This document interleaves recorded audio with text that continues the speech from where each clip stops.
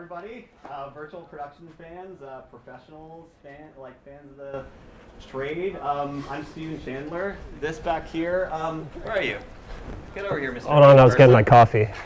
This here is Ian Fursa. How you doing? Creator of the VP Toolkit. A lot of you might be familiar with these tools. We're here at Drexel doing a demo production of all of the virtual, just some cutting edge virtual production stuff that we've been experimenting with and coming up with, and as well as a lot of the people here. And we just got we got a big good crew together to help us test out a lot of stuff we've all been testing and make some cool stuff.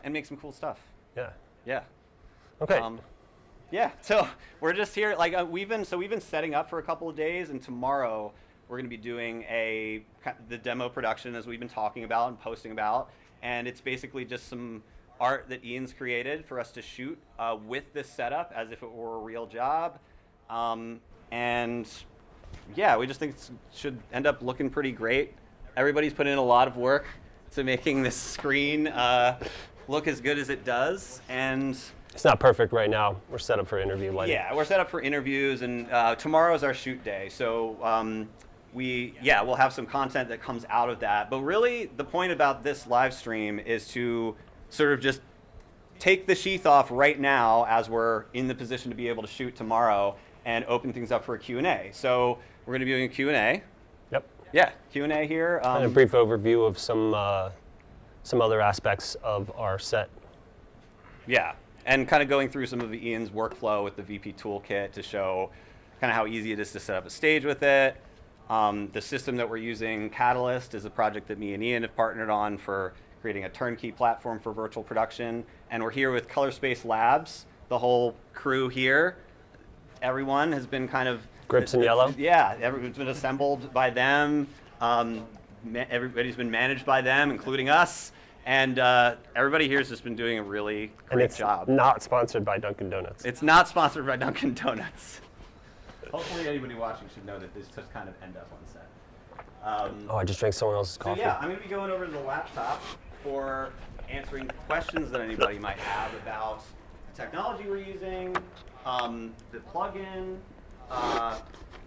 screen, any of these wonderful grips back here that are just, ready for questions. All right.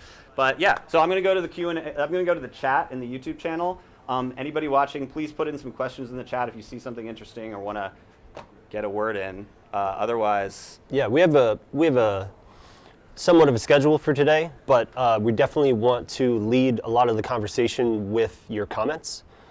We'd like to answer as much as we can and get into in depth into the setup that we have here based on your questions. Otherwise, we'll kind of just be going over some of the aspects of what we're working on here. We're going to also dive into some of the lighting techniques that we've used to light our talent and our props. We have a nice little prop rail here that we're going to, and then we're going to move into maybe bringing up, moving the level around, and anything else that you guys really want answered. Yeah. All right, hop over to the chat. Sure, yeah.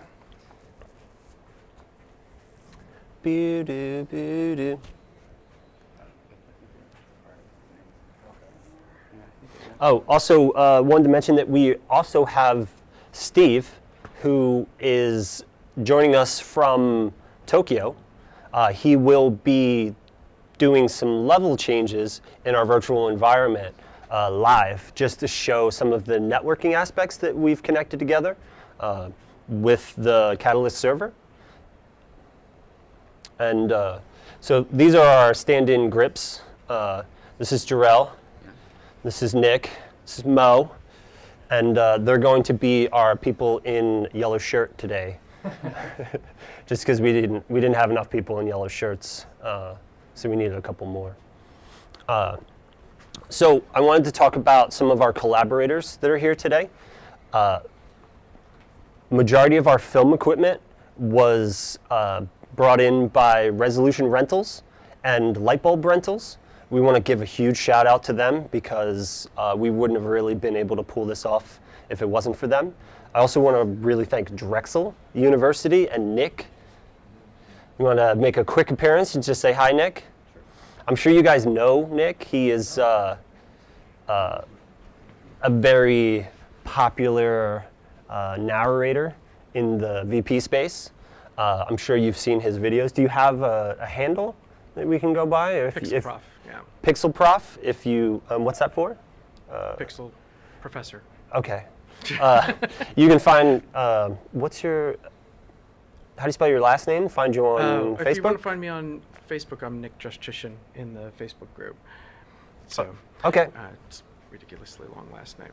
Yeah. If stuff. you'd like, I can ask you questions about your setup here while we're waiting for forum questions. Are we able to hear Nick okay? Is he coming through my mic? It's all right. Yeah. Okay. It's through your mic. Okay, I'll just get. Would you want me to do that? I mean, I could. Yeah, sure. Okay.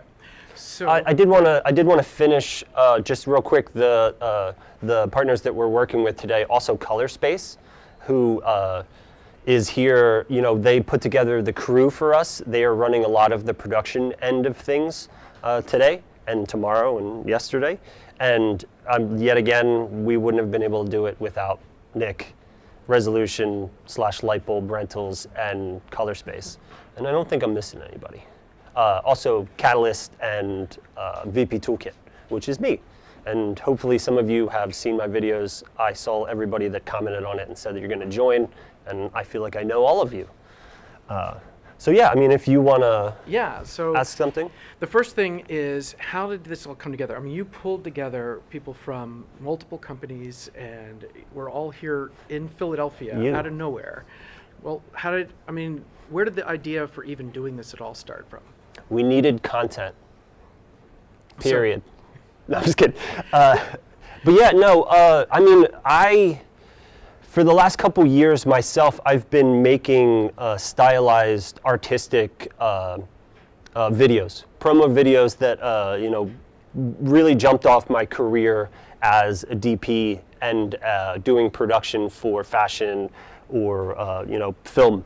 And I still love to do them, but lately I've been so wrapped up in virtual production that I was like, okay, maybe this is a good idea to combine the two, where we can get a little artistic, we can get some ideas out, and we can test the virtual production and the technology and try and push it to a new level for the mid-range and indie level productions.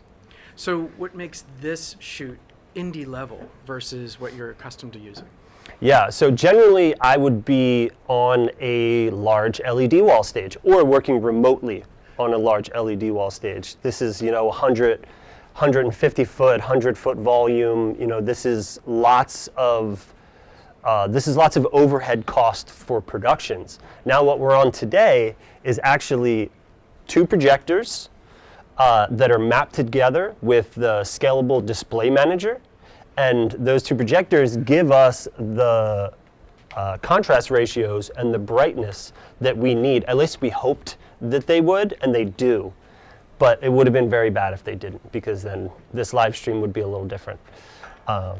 Yeah, so you've got a projection wall instead of an LED wall, but then through the Cook Optics, the RA camera. Yes. I mean, and then of course the lighting crew and everything that they've done. Yeah. So you had mentioned earlier that there were some things that you did in terms of the setup of the lighting, some thinking that you were doing with that. And yeah. talk about that. And so let me talk about camera real quick. Yeah. So can we have this camera show our camera here, James?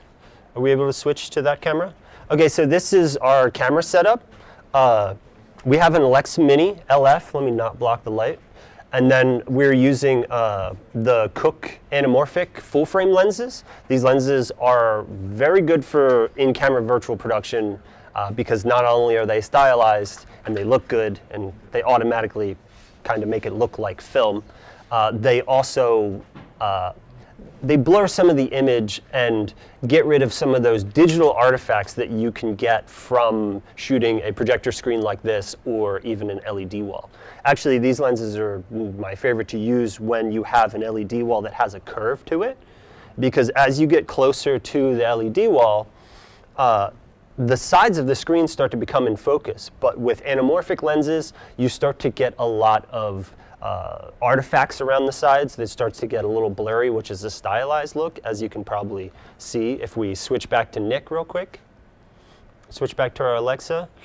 You can see on the edges of the frame here how things start to fall off and start to get real soft and buttery, as I like to call it. And then we are also using the LowNet focus encoder from, I can't remember the name right now. Glassmark. This is the Glassmark. IndyMark is. No, we're using the IndyMark on for aperture, and then we're using the Glassmark 1 currently for the focus, and it works pretty well. You know, it needs to be reset and recalibrated every once in a while, but besides that, you know, it is currently controlling the depth of field through my VP Toolkit in-camera VFX solver, which hopefully we can get into in a couple minutes. But now I can talk about the lighting. So if you've never shot on a setup like this as a director of photography, you're probably going to walk into this space and not realize how much control you need over your lighting. Some of the biggest, let's switch back to this guy for right now. So some of the biggest hurdles that you're going to have to overcome are spill on the wall, which is going to decrease your contrast ratios on the wall. I can probably demonstrate that. Can we have this turned towards, can we turn this towards? Yeah. Marshall, could you turn the light toward the screen? He's the gaffer. So let your gaffer tell the grip. As another thing is also Break your bottom one. set protocols. And then can we get that a little brighter? So I'm going to try and lift the contrast ratios on this screen to just show you what happens when light does spill on this screen. As you can see, excuse me, Nick, you can see that we start to lose our black levels on this. So kill that. And then you can, so what you really want to do on a set when you're lighting is you want to match your highlights with your highlights in your level. And then you want to match your fill and your contrast with your real life subject and real life lighting and props, of course, and your virtual background. So can we get a look at some of these lights? Can we switch to our camera here? Okay, so I'll just run you really quick through our lighting setup. This is a 8x8 frame with half diffusion, half frost, This is give or take. This is half grid. Okay, so this is half grid, and then we have it gridded for control. Behind this, we have a Aperture Nova. We're using the Aperture Nova specifically for this light for the control of color, so that you can see it's a little off color right now, and that's to bring a little bit of what we would assume the bounce off of our virtual buildings or our virtual environment would put onto our talent. Now the grid is to control so that the light does not spill on the wall. If we brought up the levels, you know, it's a game of controlling those levels. And then we have a couple backlights here. We have another aperture light. This is a 300D with a softbox on it, yet again gridded, so that the spill from this light does not affect the contrast ratios here. And then up here we have a 600X.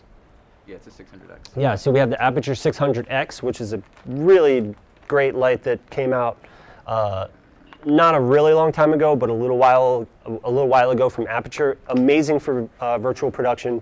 You can bring it into their control app, Sidus Link, and control all of these lights, honestly, from that single app. And that gives you the control to be able to switch between preset lighting situations or environments, and then and also be able to you know, kill everything on the day and bring it back up and flip easy between things and make adjustments without having to you know, run around the set and have grips change dials.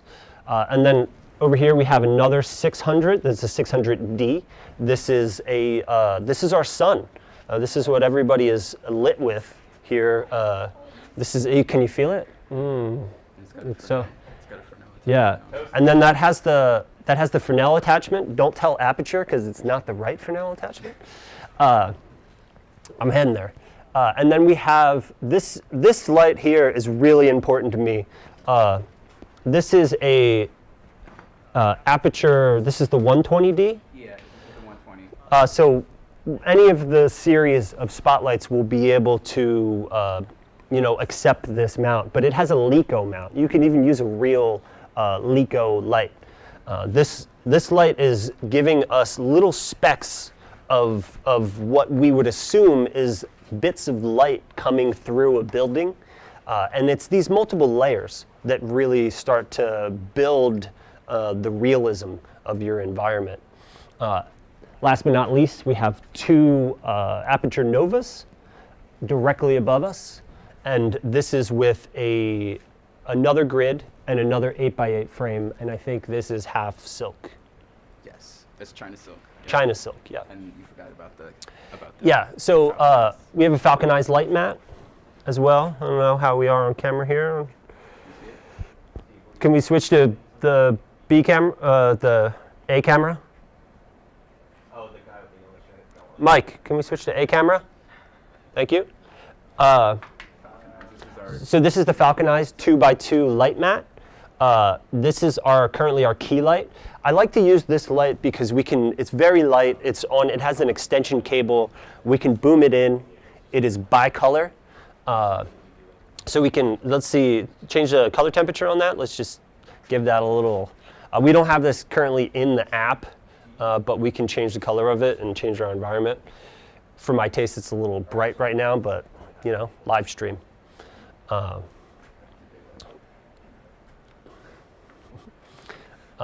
If anybody has any questions on the lighting setup, I'd love to answer some stuff.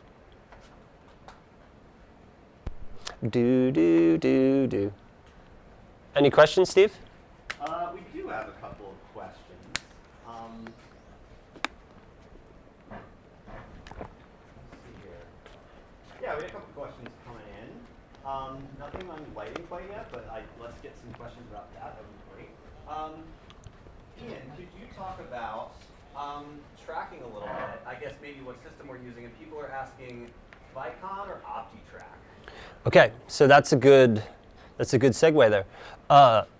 Yeah, let's talk about the tracking. So right now we're using the Vicon system. We are using passive markers on the camera, which we've actually found through this process that we would definitely recommend you use active markers. But here at Drexel, they just didn't have any active markers available. And this thing was a little thrown together in some ways. But the tracking system, yeah, it's Vicon, so that is we have multiple cameras around. Can we show the cameras? Do you know how many cameras there are, Nick? So we have 10 active cameras right now. We usually have a system that's up to 16 cameras. Okay. So. But most of them are blocked right now from some of them. Yeah. We changed the mocap system specifically based on where all the lighting instruments were, so that we could have a clear line of sight on the screen for your calibration process, which I'm sure you'll be able to show, as well as the floor origin and of course the camera cluster itself. Yeah, so we have we've also in this we created some gloves. We have a sequence where a dancer turns his wrists and can move his hands, and it controls an orb or multiple orbs in the background, and it controls the light and stuff. So I usually like, I know there's many systems out there for tracking. I do like the tracking systems that are motion capture based for broadcast. And for things where you're going to just be leaving a camera there and you may not be doing motion capture, you might want to go with a Stipe or a Moses. But for flexibility in what you're doing with your environment and being able to track iPads and things like that, it's definitely Vicon or OptiTrack. I'm currently looking at an OptiTrack system myself for my own personal use and for, of course, productions. Yeah, so the nice thing about either the OptiTrack or the Vicon system is it's immediately possible to add additional props. So Yeah. when you had an actor come in and we put on gloves, we just, okay, that's the right hand, that's the left hand. And you can continue to add as many of those props as you like. So both of those tracking systems are useful for that. And we did that today. Yeah. We just quickly added, and if you can see a little rig that, can we show the rig? A little rig that Nick put together for our OptiTrack system. So now with this rig, one thing to mention with those systems that you'll find as soon as you get them is your control over their axis and their relationship to their own route is limited in control in a bit. I'm sure that if we dive deeper, there's maybe some ways to offset things, but right off the bat, you may want to start coming up with other tools or use the VP Toolkit. Can you hand me a calibration, that little calibration cube? So I'm gonna, yes. So with the VP Toolkit system, I've created a way of calibrating your lens system just by inputting any live link signal. With this, I'm not going to do it live because it'll probably mess us all up. It generally works, but if this thing goes off or we lose tracking, it's going to just pop us all over the place. So what you would do is you'd put your lens cap on, and then you'd take your tracking calibration. If you're using a OptiTrack system or any other system, you may be using something else. It was originally designed for Vive trackers, so Vive trackers work very well with it. If you want to see how that's done, you can check out my YouTube videos on how to set up an in-camera VFX workflow. So what you would do is you put the lens cap on, and then you'd hold this on the front of your lens, and then get it as center as possible. You'd level your camera in the horizon axis, and then you just hit a button, and it will automatically set. You also have to input the camera's nodal offset.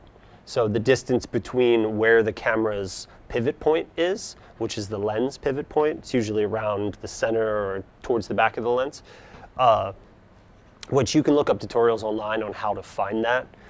You'd input that, and then once you click the button, it will automatically calibrate the offset of the tracker to the lens. We did it today. I was extremely happy with the results of it.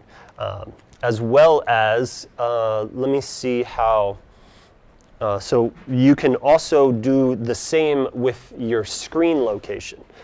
This is designed for projectors or small LED walls for right now. There's no perfect workflow for large curved LED walls for this, besides maybe just putting it on your 0 point, which then you may be scanning it and setting it manually. So what you do is, Steve, could you bring down end display real quick and then bring it back up? Sure. I'll show you, we have a grid that lives as our background. I'm about to reveal the world to you.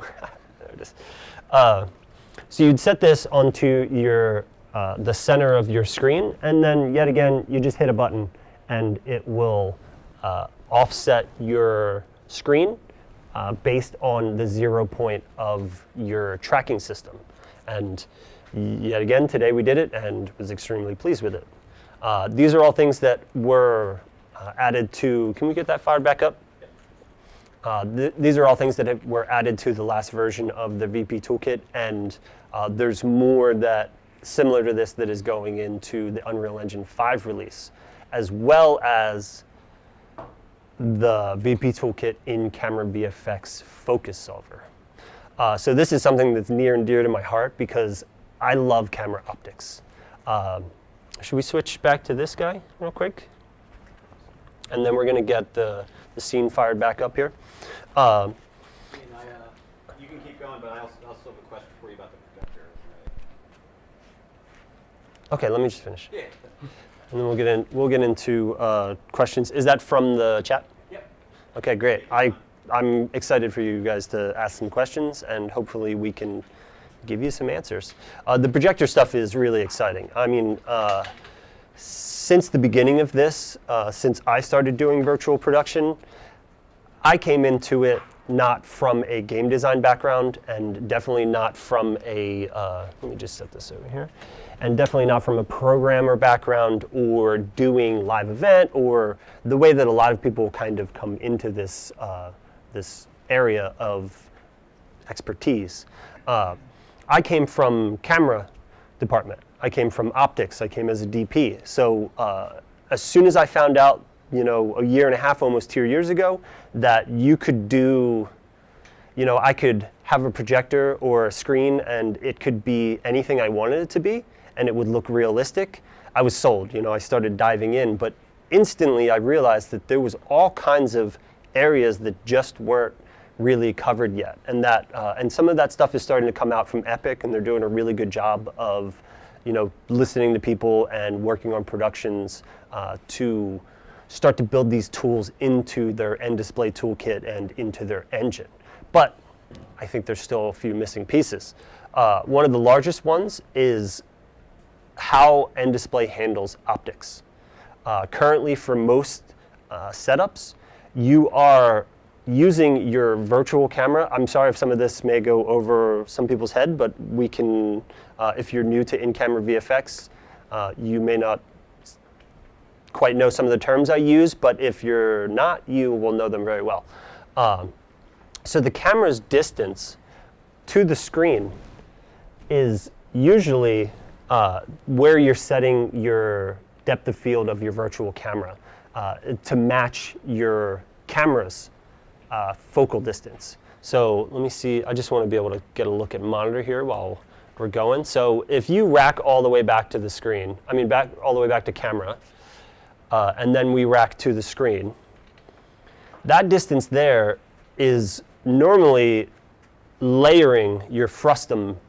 So if you were to rack anywhere in this area, you would get what the virtual camera thinks the camera is doing, plus any depth of field that would be in the virtual environment. I feel like I have a crew here. I love it. We should line everybody up and we'll be able to rack focus. We're just your entourage. Yeah, it's great. Yeah, just hanging in the middle of the street. So instantly when I started working with that, I'm like, this isn't right. So our fastest solve that I've done on, you know, some pretty high-end productions is set the autofocus of that virtual camera to be the screen, so that our virtual depth of field starts at the screen. And so that way we don't have the layering of the virtual camera's depth of field and the real camera's depth of field.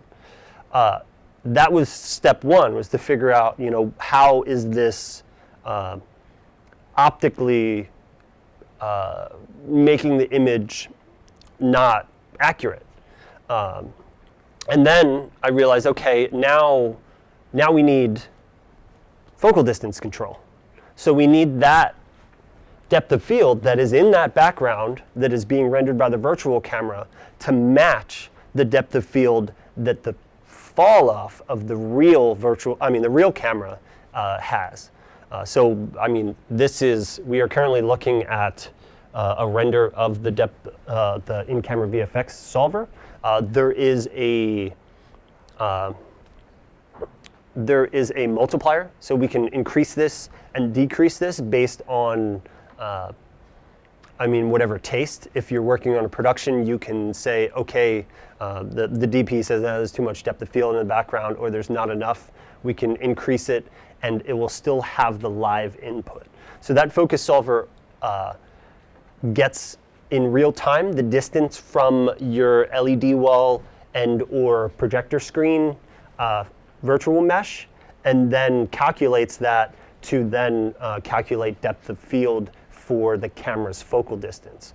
And there's actually input ways to be able to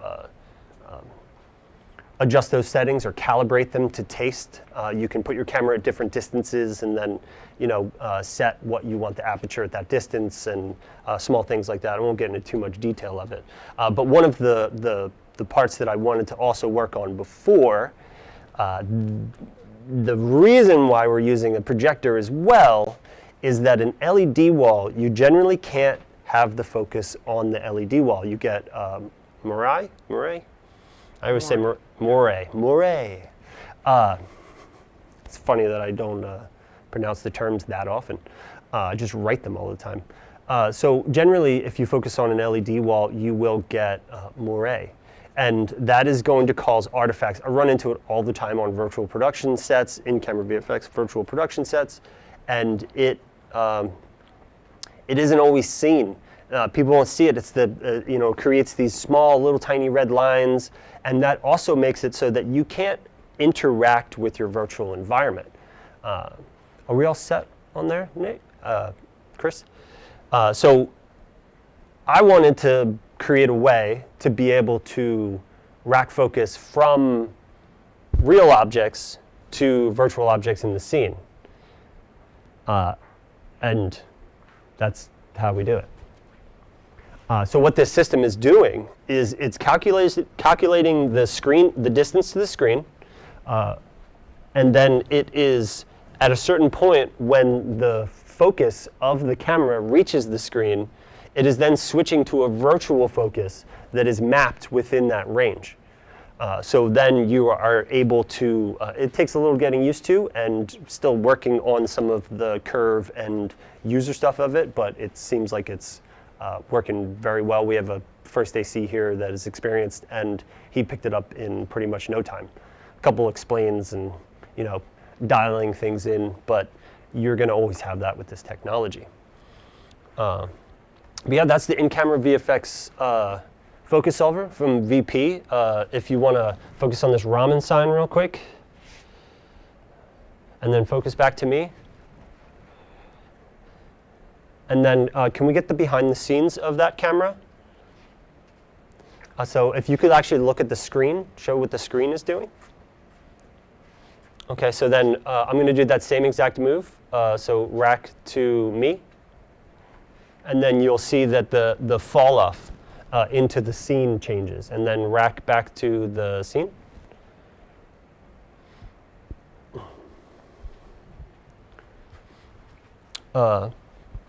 So let's get into some questions about the projector setup. Sure. Yeah, people were just asking, let me bring up my list here. So people are just asking what screen and projector we are using today. Okay. So, oh, by the way, I have lighting questions whenever you're ready for lighting questions. Yeah, after this we'll do some lighting questions. But I would love your lighting questions. The projectors are Canon laser projectors. I've posted into the Unreal Virtual Production group on Facebook the exact models. They're not Ultra HD, so they're 1920 by 1200 in resolution. I believe they're rated, when they're sold, the spec is 5600 lumens each. The two projectors together basically cost about a third of what a single projector with that same brightness would have. So it's a cost savings to have a pair of projectors. And as you mentioned, we use the scalable displays. The software is called Scalable Desktop. And so that allows us just to use a standard SLR tethered to the computer that then calibrates pixel for pixel the projectors so that they're overlapping together. The flexibility with two projectors is we could separate them and have them side by side instead and have a blend. So that's the projectors. The screen is a rear projection screen from FakeSpace. I suppose the interesting note about it is it's actually almost antique by digital standards. It was actually retired. It was a U.S. Army cave training system that got retired. It was old standard def, and they donated the old equipment to us. And works well, though. I think it was from It's like nice the that 1990s. Like the should mention 1990s. that it's a gray screen. Yeah. Which very much helps with the contrast ratios and getting those black levels, because if you have a white screen, that's, it's a bounce. It's literally like any light in the room is going to lift that up. So you're not going to be able to get accurate or realistic shadows with that. Yeah. But yeah, so I mean, and then so we're mapping them together, and it's sharp too. I mean, it really does a great job. And even though it is 1080 and we are filming on a 4K camera, it still, it still works very well. I definitely think that there is a lot of future development that can go into, if we had an 8K one of these, with a couple of them mapped and a larger screen, we would have extremely high resolution and I think even more natural looking environments and images than an LED wall would put out. Yeah, and I mean, I guess that's the reason the software product is called scalable, desktop scalable displays, because you could really just keep throwing more projectors at it, more render nodes. And the way this is set up that's really nice too is that calibration gets baked onto the RTX card. So we have, this is being run from a single A6000. That reminds me, I'll get into that. And the calibration is just saved on that. So Windows just sees it as a single monitor, and then N-Display just sees it as a traditional part of the desktop. So N-Display is not calculating anything related to the projector warping. All of that's baked onto the card, and N-Display is just doing a flat viewport window to populate the screen. Yeah, and it, like I said, it does a great job, and it's a really quick setup too. You just use a DSLR camera, USB'd into the Canon Rebel, and actually the low-cost lens that comes with it is pre-calibrated for that. Yeah, there's like a set for it, like the kit lens. Yeah, so we recorded the calibration process, so later on, maybe as a follow-up, we'll be able to share like a little demo of that. Yeah, we're recording a lot of the steps and things that we're using in this, including the things that I mentioned from the VP Toolkit. And then we're going to get a little bit of behind the scenes of the calibration process of the scalable and anything else that we're doing with this process to hopefully share with you guys and give a little more in-depth into behind this, because we know that it's some people think in-camera VFX is still magic. It's still unknown in a lot of senses, but we're trying to unmask that in a lot of ways. I mean, this virtual production that we're doing here is in no way perfect.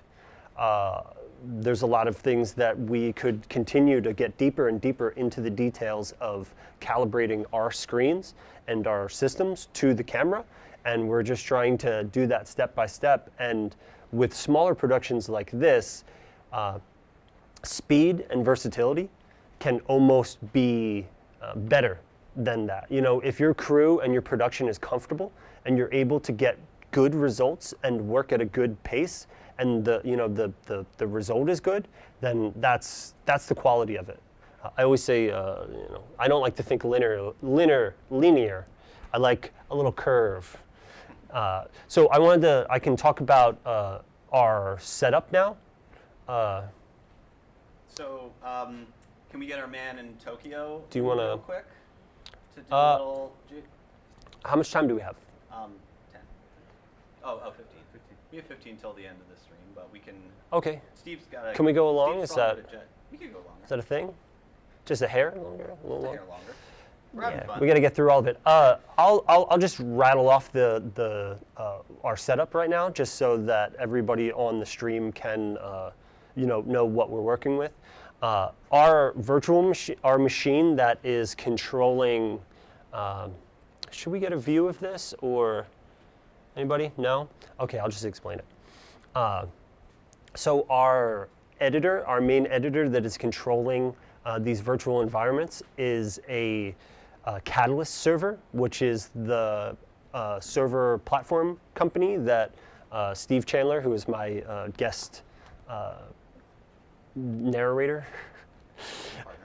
But he's also my business partner in Catalyst, and we're trying to build a server that runs all of the network components of a virtual production, as well as multi-user Perforce or other source control servers.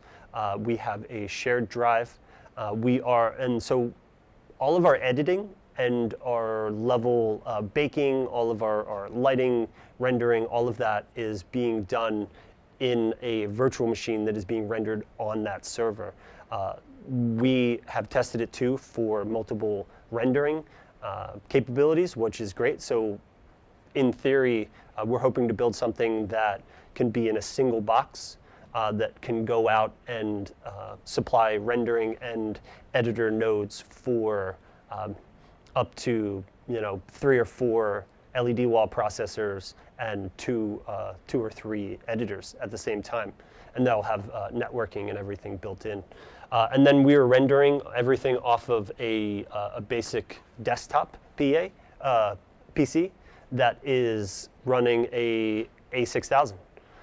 That is also gen-locked with, what was the UltraSync? UltraSync ones. Yeah, so this is the first time I've ever used UltraSync. Gen-lock is always a mixed bag, and I'm sure some of you know that it's a little tough to get it to sync. Your shutter, gen-lock is syncing the shutter of your camera with the refresh rate of your LED wall processors and or projector system.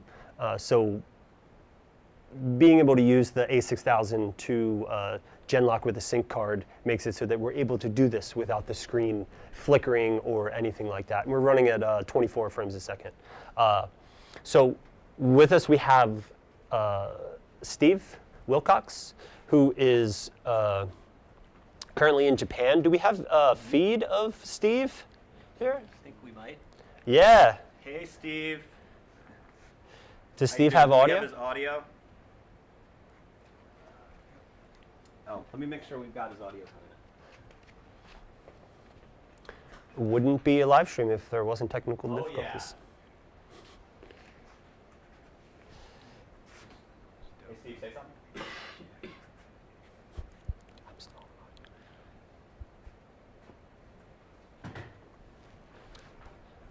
Do we have audio on Steve? He's saying hello, hello. I can translate for him. You might not speak Japanese, but he's saying hello. Do we have audio on Steve? He's saying hello, hello. I can translate for him. We're gonna have him. You might not speak Japanese. We're gonna have him control some. Hello, do we have audio on Steve? I know that he's saying hello, hello. I can translate for him. We're gonna have him. You might not speak Japanese. We're gonna have him control some. Hello, do we have audio on Steve? I know that he's. Do we have audio on Steve? Not here. It's looping. Its audio is looping somewhere. We got to get him off the phone here, Steve. Give us 1 second for technical difficulties. I'm going to take a drink. Audio problems are always. It's something on Zoom. Eric, can you just get his audio out of here? It's not on my pipeline. You want me to put it on speakerphone? Yeah. Well, they can hear it on the stream, so just do it for yourself. I can already hear him in my head. Oh, okay. Sorry. I have him in my ear. I've been talking to Steve this whole time. Oh, great. I'm not talking to you guys. Oh, that's what Look at that. But you have audio for Steve in the stream? No audio for Steve? Okay, let me just put him on speakerphone here, and Okay. we'll make that work. The analog way. Okay. That's fine. When You heard digital, it here first. when digital, give me 1 second, Steve. I'm going to put you on Something speakerphone. It was something on Zoom's end. Okay, I'm not going to break the world if I turn off my Bluetooth, am I? So real quick, while you're doing that, I'm just going to mention that Steve is connected in through a VPN that we have set up as part of the Catalyst system. So it's basically just a seamless VPN that dials out, and others can dial in. And we are here at Drexel, inside of their network, where we haven't done anything special to open up a port to the outside world or do anything like that. The benefit of our VPN that we've set up is that, like I said, it dials out. So really from anywhere, we're levels deep in Drexel's network right now, and we're still able to have Steve from Japan dial in and work with us. Steve, look. do you want to test audio? Is that a red chair? We can move red chairs here. I'm not sure what. So Steve is controlling the environment through multi-user. Oh, yeah. If any of you have used N-Display, so the multi-user is going across the network, connecting into our local editor, and then also connecting into his editor that is remote in Japan. Can say something, Steve? Yo, what's up? Can you hear me? Check, check, check, check. Hey, Steve. Is that good, Mike?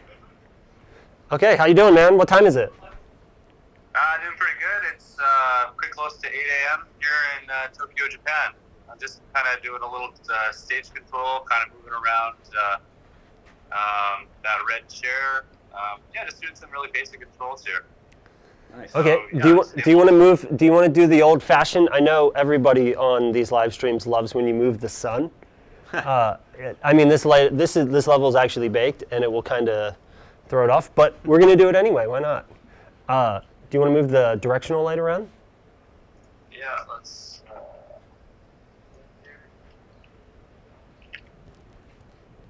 This is the fun part. This is one of the first experiments me, Ian, Oh, here we and go. Steve here ever did, actually.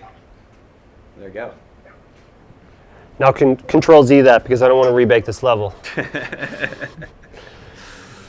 you go. Undo that, undo that, undo that. Yeah, undo. That's the greatest thing. Yeah. Yeah, so I mean, he's got full multi-user control, right? Yeah. Yeah.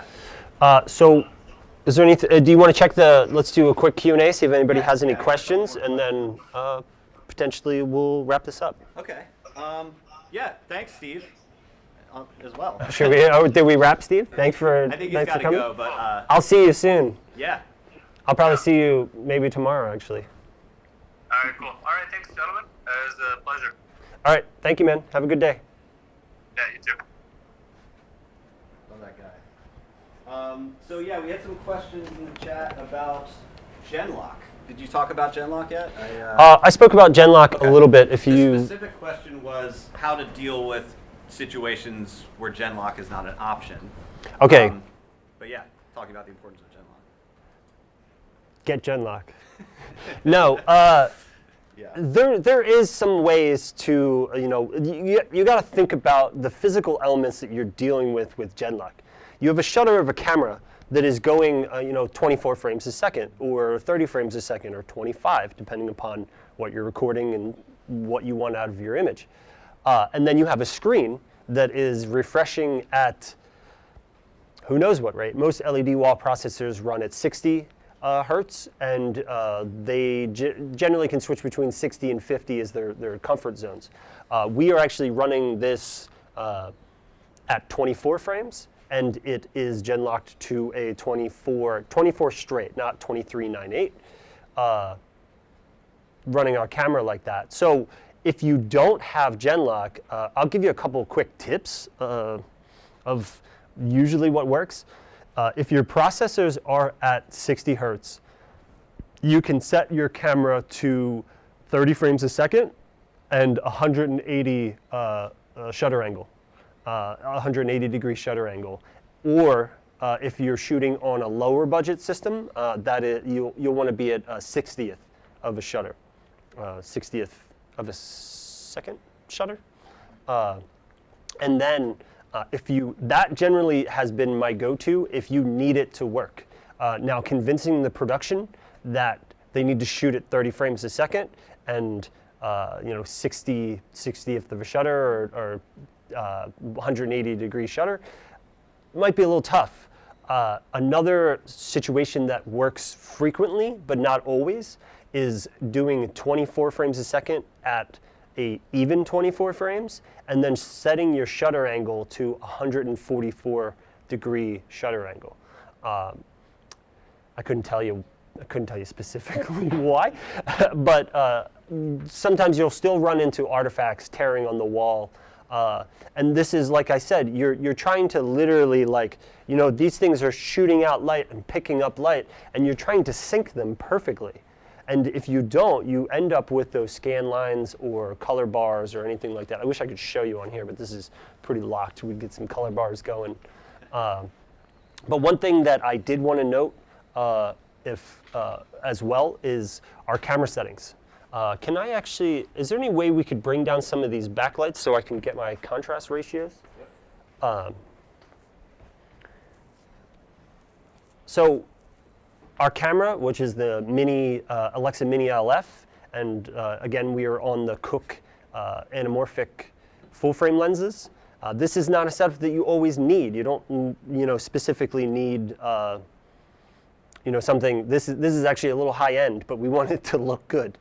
Our camera is at a T3, 800 ISO, and a 5700 Kelvin, and then we actually have 0.6 stops of ND in there because we wanted to get the depth of field of the lens, but our projector system was actually bright enough that we didn't quite need all of that light coming through the lens.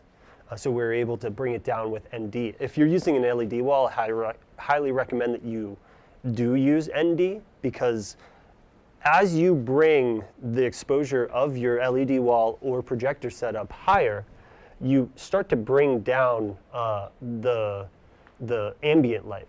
So we can actually, if you want to, so can I get some of these backlights? Like, Or they're at 2% right now. let's just kill all of them besides this top one and this one for right now.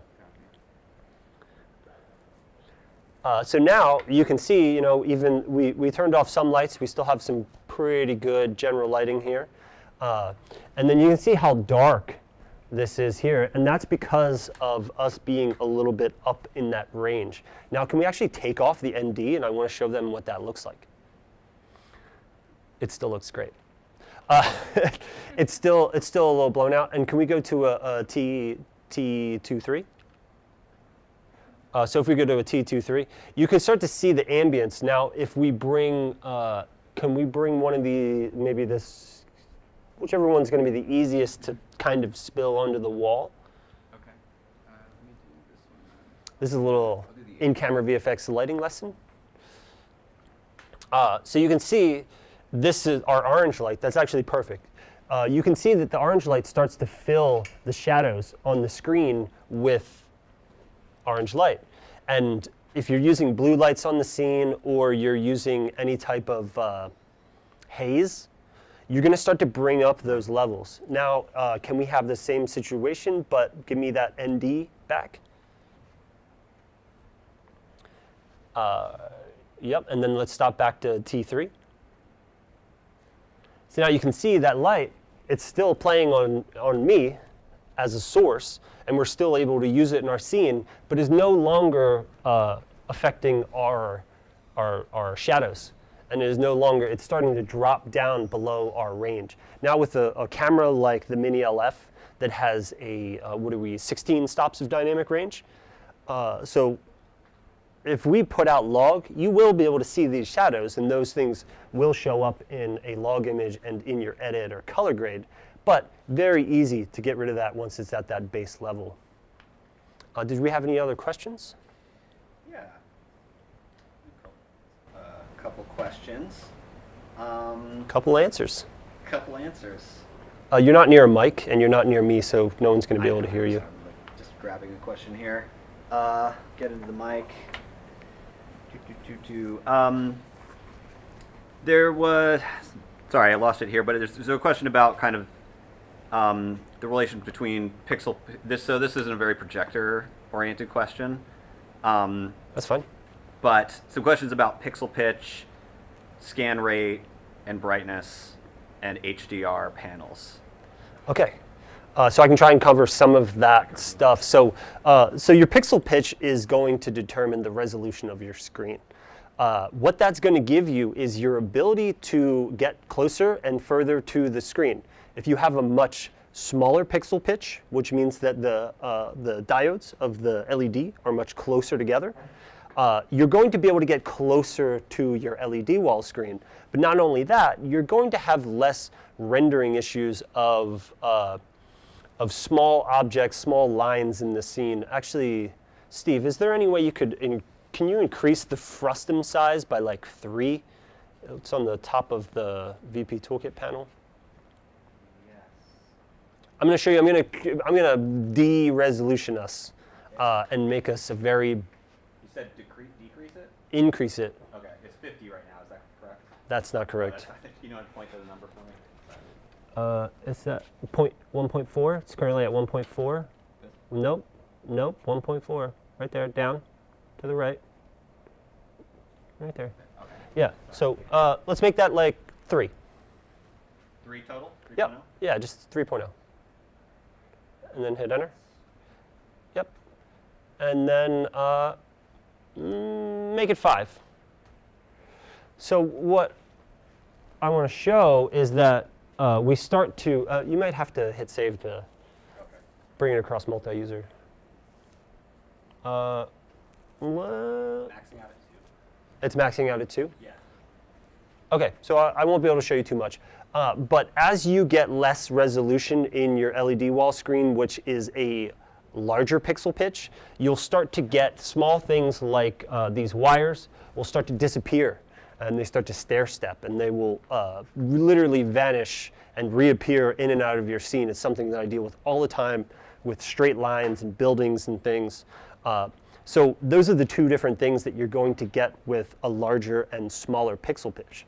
Now, if you're backing up and your scene is smooth assets and not a lot of hard lines or small lines, you can get away. I've shot on a 4 millimeter pixel pitch, and it looked good. I stepped away from it and got a lot of depth of field from the camera to the screen, and I was able to make it work. But the higher the pixel pitch, you also have to, or the lower, the more resolution, you also have to add more rendering capabilities to your system. So with this, we have an A6000 running one 1080 projector. There's not much we can throw at it that's not going to be able to handle. But if you're sending, 2 4K outputs because your pixel pitch and your resolution of your screen is a lot smaller and higher resolution, you're going to have to compensate for that. That's why sometimes I think there's always a good happy medium. Now, as far as the luminance output and of the LED walls, that's something that I usually recommend shooting with in-camera VFX LED wall panels. Rose LED wall panels work very well. There's a lot of other brands out there. There's a lot of emerging brands that are doing really good with their technology that will give you some pretty good results. I know that when you're shopping, there's a lot of people in the forums that are shopping for these LED walls and just searching for, what do I look at? What do I get? I don't recommend buying an LED wall system unless you know somebody that has shot on that same type of panel, or you've filmed tests on it yourself, because it's very hard to know just from the details panel of your LED wall brochure what you're going to get. As far as output, brightness output, most of the time when we're using in-camera VFX panels, we're at 50%. Sometimes if we really need a bright scene and we really need to register it on camera, or we have so much spill on the set where we really want to start bringing our entire exposure levels up, then you increase that brightness. But generally, you're not using that. Do we have any other questions? Yeah, there was kind of a I hope that answered it for you. interesting question. Back to Genlock for a second. Somebody's asking, and let me know if this makes sense to you. Would it make any sense to go from the FX3 through HDMI to an Atmos Ninja, which has sync? I guess somebody just looking. No. There you go. So there's a big difference between, we're running a couple Ninjas here. I own a Ninja. I love it. It's a very good unit. We're also using the Sumo here as one of our main. I like the Atmos brand stuff. Not particularly color accurate, but it's very user friendly, and it's got a great, it works on set.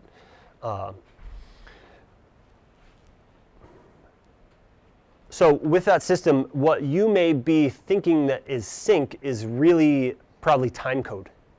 Timecode is, so you have timecode and then you have Genlock. They are two different protocols for syncing a camera. Timecode is a reference sync. So this is something that you'll send to multiple cameras, to audio department, and your cameras will actually be running in different shutters, and they might be running independently of each other. But in post-production, you can use that timecode to sync that up. You can also sync Unreal Engine with timecode. But then you have Genlock. Genlock generally, I've only used Blackburst. I know there is the color bars and things like that. I'm not sure if much of that is used in in-camera VFX, but that is a active sync.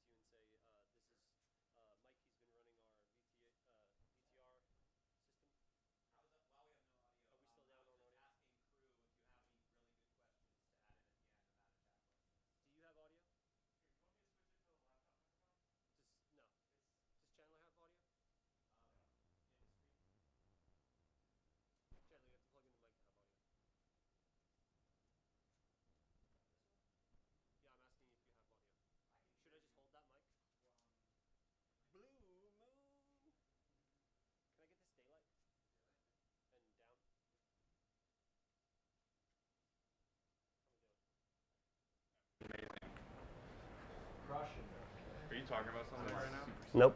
I got a question. We're back. Am I talking about anything? Okay, are we back with audio? Well, thanks for sticking with us. We're back. What was I talking about? Anybody? I got a question. Oh, we was talking about Genlock. Let me finish with Genlock. So Genlock is an active signal. I know it was probably a few minutes ago. You probably forgot as well what we were talking about. Genlock is an active signal. What that's doing is it's actively telling the camera when to hit its shutter and telling the LED wall processor when or projector system or GPU or your Unreal Engine instance when to refresh itself. So that way you have both the shutter of the LED wall and the camera, or the refresh of the LED wall and the shutter of the camera in sync with each other. There's only a couple units out there that can support that. Really the most important part is the syncing your camera with the wall. I've run setups without syncing the GPU, but it's definitely, if you can do it, you want to do it. Right now, the main units, I don't think there's any other compatible GPUs other than the NVIDIA series, which once was Quattro and is now the A series. And then you'll need a Genlock sync card, the NVIDIA sync. I think they're coming out with a new one soon, actually. You had a question, Chris? So earlier, you and your gaffer were setting up the lighting, and you were seeing some color palettes spill onto some of your props that were inconsistent with your background. So tell us a little bit about how you hunt down that color spill and reconcile that all for the scene. Yeah. So actually, can I have camera come over to this monitor? Ooh, here, we'll do this. How are we on camera here? Actually, watch out, James.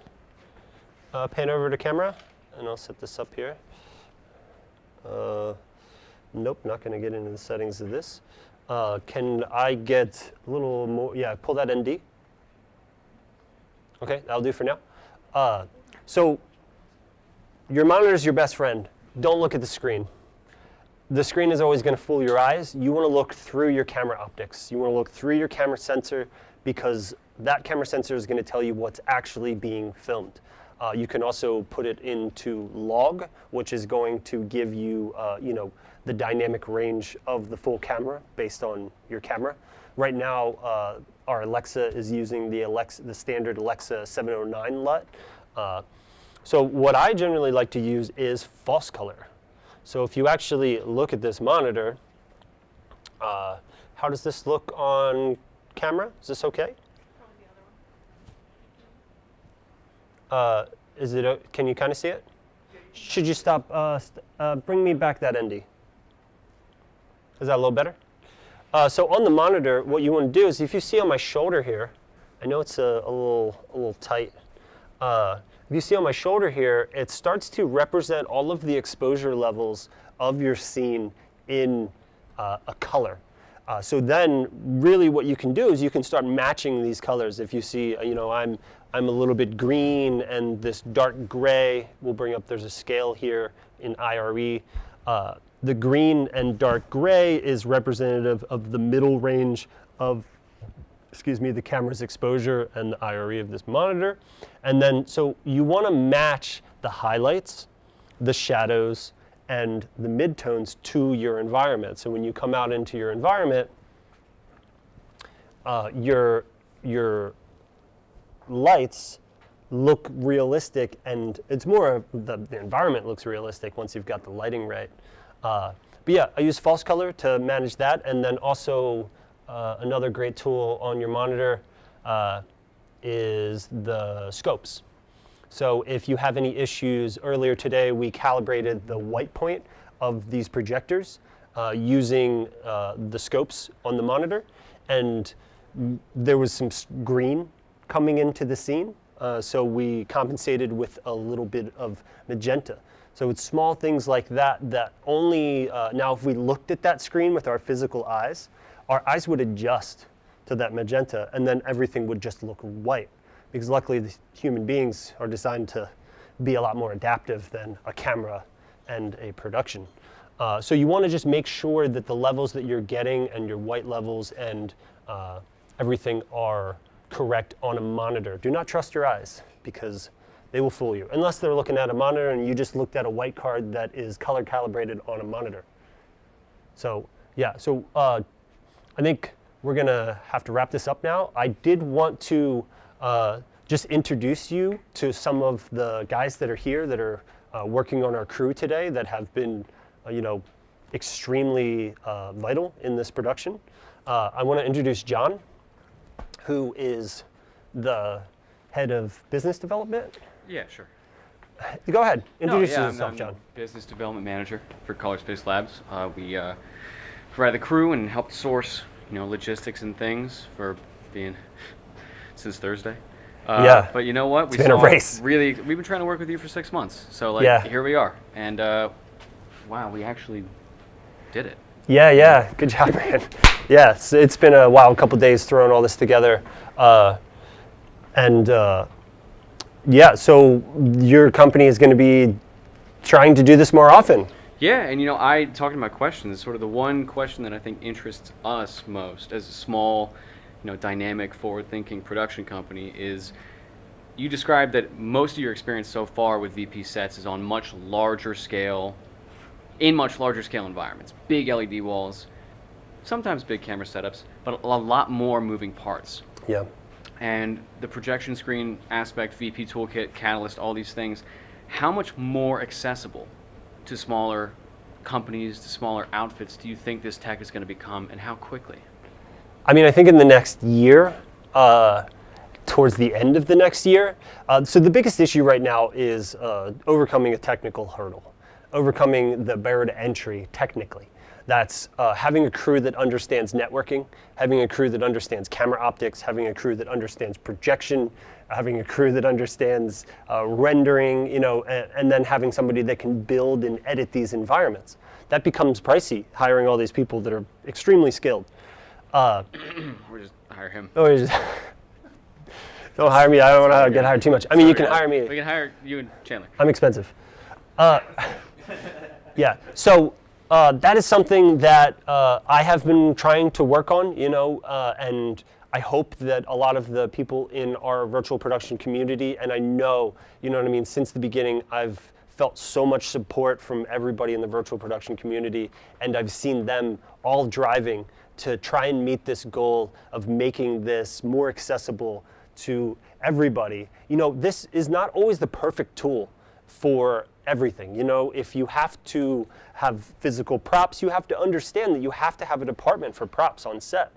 So you're still, in your bedroom, you better have time, because you're going to have to learn all of these different steps as a single person. But if you can hire the right crew, and so many crews, I've been working with a lot of colleges, and a decent amount of colleges are now teaching this course. We are at Drexel University. Quick note, we're at Drexel University.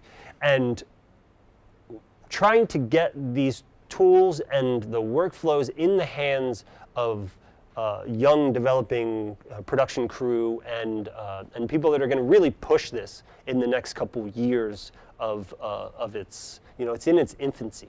We're still dialing it in, but I hope very soon. Sooner all the time. Guys Yeah. like you around. Thank you. Now get out of here. Okay. Okay.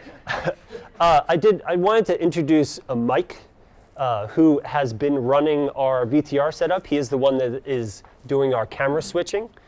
Just wanted to. Mike is with Colorspace. Well, now there's no camera switching, so. Yeah. Yeah. So I hope that we are good with this camera angle. Yeah, no, we're good. But hey, yeah, I'm Mike. I'm one of the owners and co-founders of Colorspace, and you probably don't see me that much because I'm usually on the back end of things, whether that is tech or finance or sometimes a little camera assisting. Small DIT. businesses. Yeah. Yeah, really. Not small. You guys are growing so fast. Yeah, it's amazing. I love it. I'm so excited to be working with you guys in Philly. Same Yeah. here, man. Yeah, Yeah. really. It's great. Yeah, I'm glad that we finally got everyone together. I mean, even people that are just just themselves. Like Chris and Simone behind the cameras here. They're great. We got James over here. Like, yeah, everyone's. Do you guys everyone's great, real man. quick just give a quick hi? Yeah. I'll just introduce you. You don't have to say anything because it'll probably give you tons of anxiety. This is Chris. He's been pulling focus for us this whole time. He's not pulling focus right now, so we're probably out of focus. This is Chris. He's been the first AC for today. When you see this content come out as its finished product, and you look at the focus between the real world and the virtual world, this is the man behind the focus stop, behind the wheel. And then this is Simone. She is the camera operator. So as you see the camera move, these are the different pieces that you need for these types of things too. If I was holding the camera the whole time, I wouldn't have enough energy to do anything else. But she is an amazing operator and super excited to have her here. Who's working the lights? Yeah, so I wanted to bring in Jarrell. You saw him here. He was one of our stand-ins earlier. He has, me and him have collaborated on this entire setup, and him and his crew have, done it. Yeah. Very quickly. Yeah, really good job, man. Thank you. Yeah, it's been great working with you. We're definitely going to work again soon. Yeah, for sure. It was fun.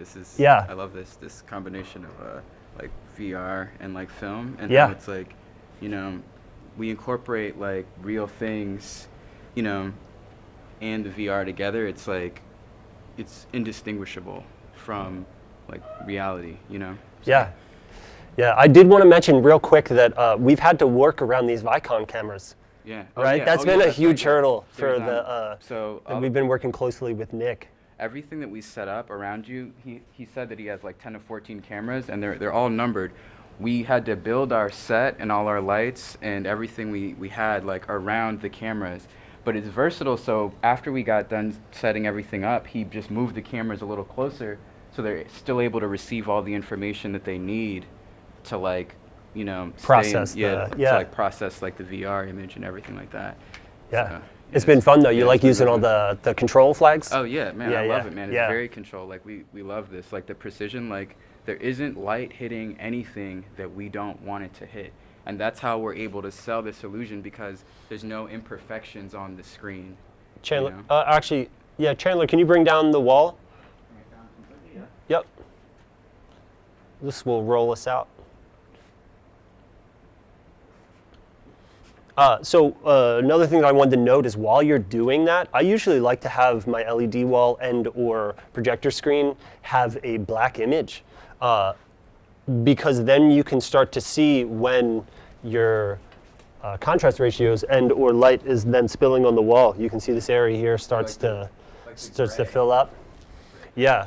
So without all this control, we wouldn't have this, we wouldn't have those ratios.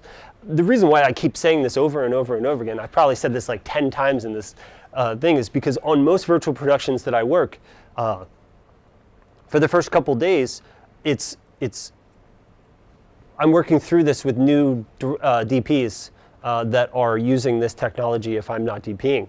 But yeah, I mean, I think we did an amazing job. This setup is so good, and wanted to thank Resolution Rentals again for supplying us with a lot of the equipment that we have today. I want to just give Chandler one more. Get in here, Chandler. Get in here, Chandler. It's been a long day. 6 feet, Chandler. Yeah. 6 feet. 6 feet. At least. Chandler is a business partner of mine and Catalyst. He is the brains behind what I hope all of you are going to be using soon for in-camera VFX. That's what we hope. Yeah, you're going to see a lot more from it soon. We'll be putting out something to show. We'll be putting out material to just give more detail to it and show you a little more about what Catalyst is all about and how it can ease your entry into the virtual production space. Lights cap. Yeah. Give me a pound, man. This has been great. Yeah, the whole crew here has been great. Thank you everybody for watching. Yeah, this has been a lot of fun to put together, and we're all gonna have a lot of fun tomorrow making the art. And yeah, so I guess final shout out, right? Colorspace Labs, Resolution, you just mentioned them. Lightbulb Rentals. Lightbulb Rentals, don't want to forget. Yeah. Also, low LED, low LED. Is it low LED? Low LED. Let us know. Andy, you're the man. We love Correct you. us. All right. I hope you have a great day, and that's all. That's all, folks. Clap it up.